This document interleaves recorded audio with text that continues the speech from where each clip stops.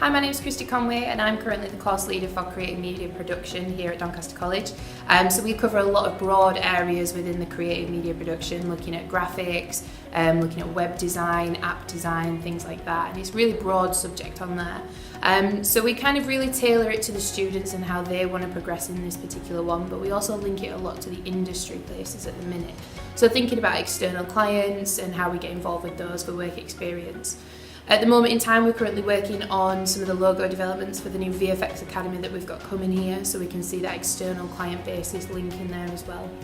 So we also get involved in a lot of practical pieces, so the students get opportunity to develop in their briefs, so they work through their apps, their logos, things like that, and it's all very practical on there as well.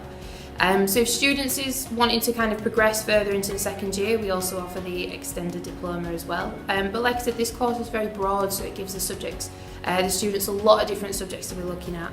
We come in, when the students come in, they think about the developments of what software they want to produce, so how they want to go about developing in particular areas of the Adobe software, but we open up workshops to all areas and all levels within there as well.